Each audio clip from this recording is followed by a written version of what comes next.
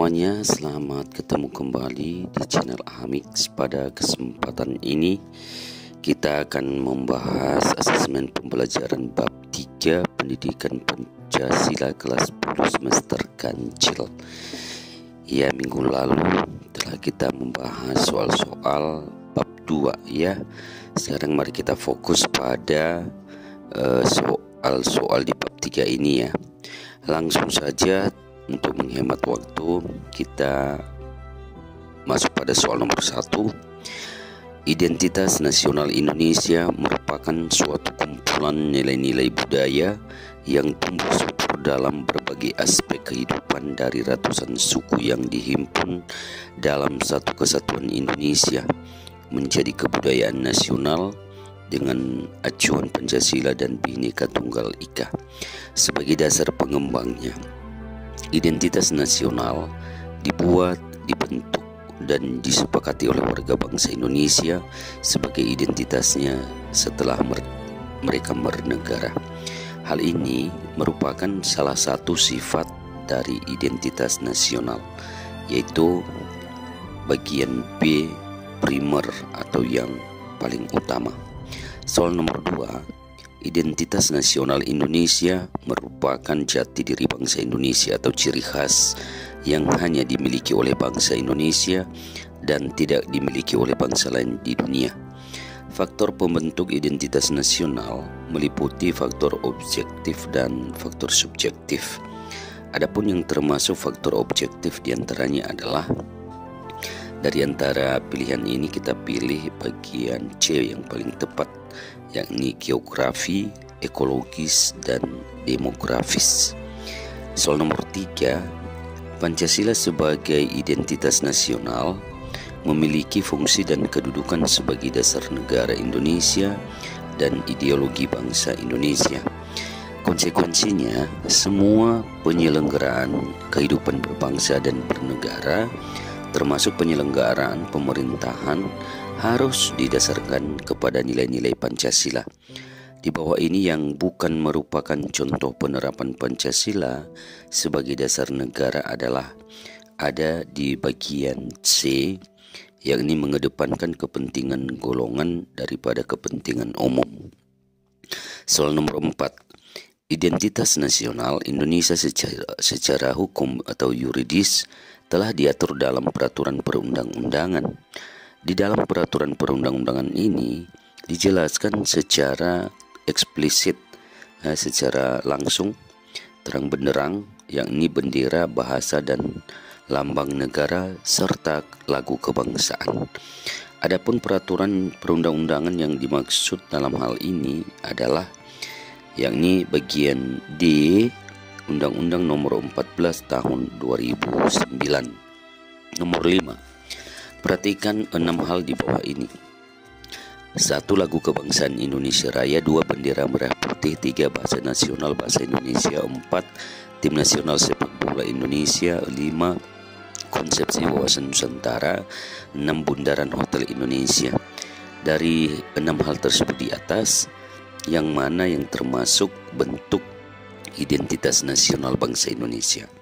Yakni 1, 2, 3, dan 5 bagian E. 6.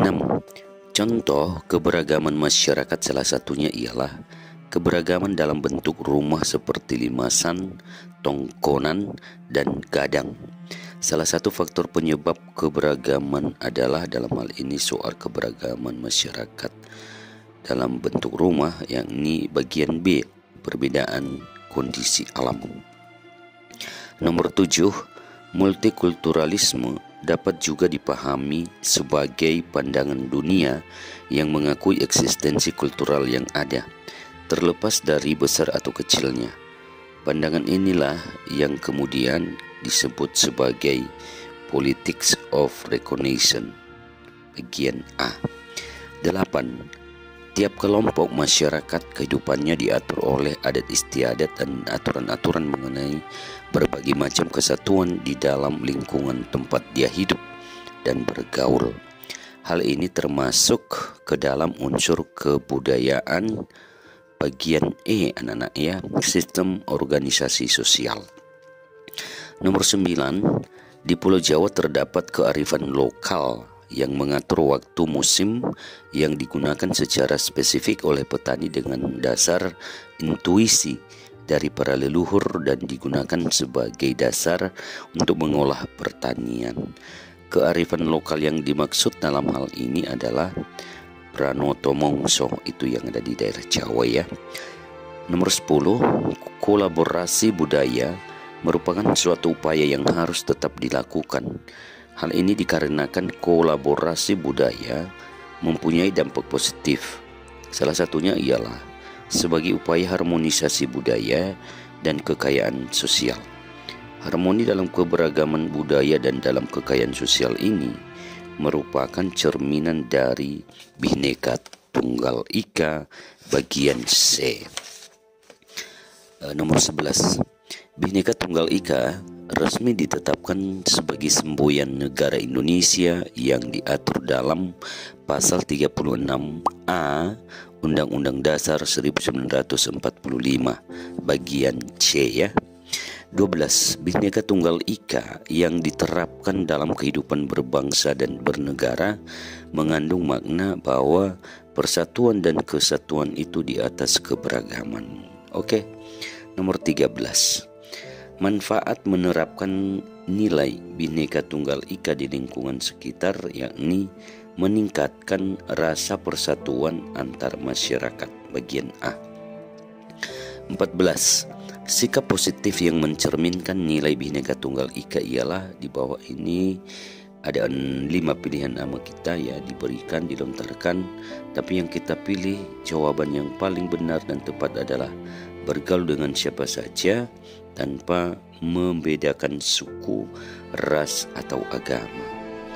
Nomor terakhir 15, perilaku sebagai peserta didik dalam mempertahankan persatuan dan kesatuan bangsa, yaitu berteman tanpa membedakan sara bagian B.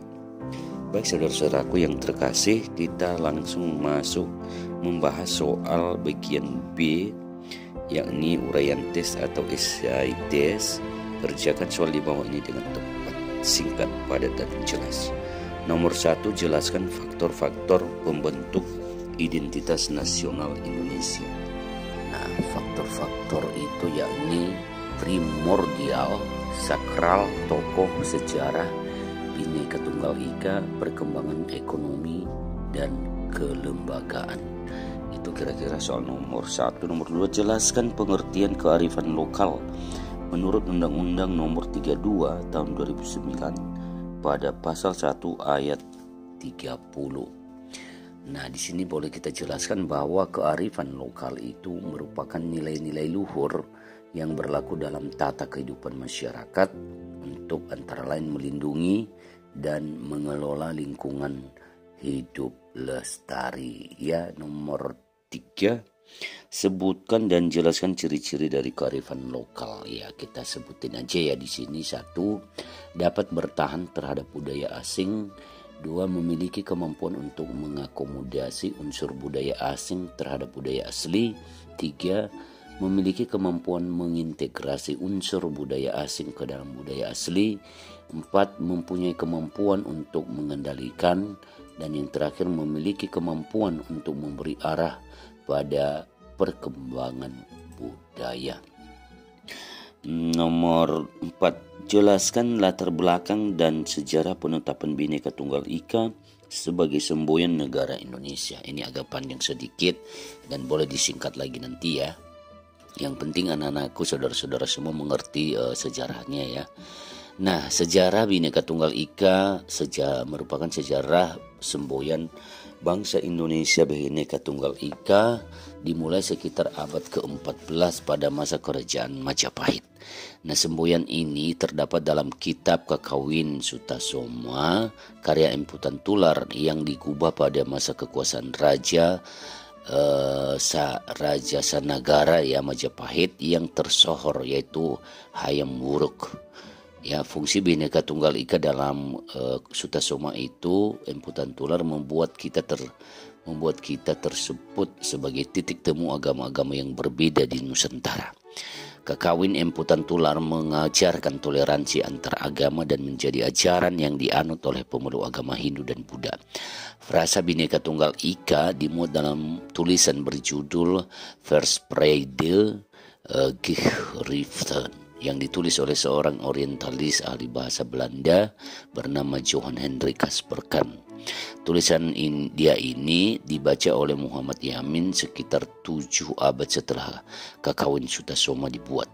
Muhammad Yamin kemudian membawa frase tersebut pada sidang BPUPKI pertama 29 Mei hingga 1 Juni 45. Nah, dilansir dari situs resmi Republik Indonesia, Muhammad Yamin menyebut frase Bhinneka Tunggal Ika.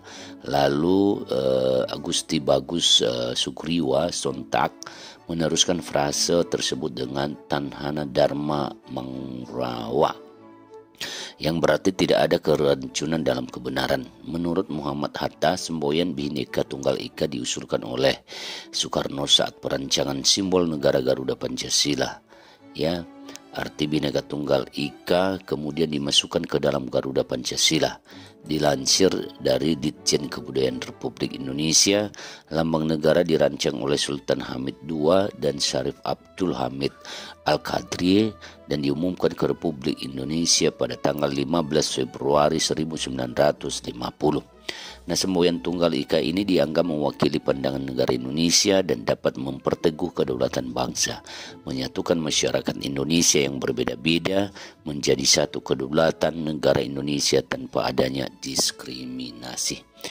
Saudara-saudaraku yang terkasih dan para siswa kelas 10 khususnya, demikianlah yang menjadi kunci jawaban pembahasan pilihan ganda dan SITS pada kesempatan ini. Dan video berikutnya nanti kita akan membahas dan menjawab pertanyaan-pertanyaan pada asesmen bab 4. Selamat untuk belajar mengulangi kembali materi-materi melalui pembahasan soal saat ini. Tuhan memberkati kita, mohon bantuan untuk tetap di like, subscribe, komen, share, dan tentu jangan lupa untuk menekan bel notifikasi sehingga dengan pelajaran-pelajaran yang menyangkut pelajaran PPKN, Pendidikan Pancasila kelas 10, 11, 12, 7, 8, 9 SMP dan juga nanti SD ke depan semakin terang benderang bagi para siswa semuanya dari SD hingga SMA SMK.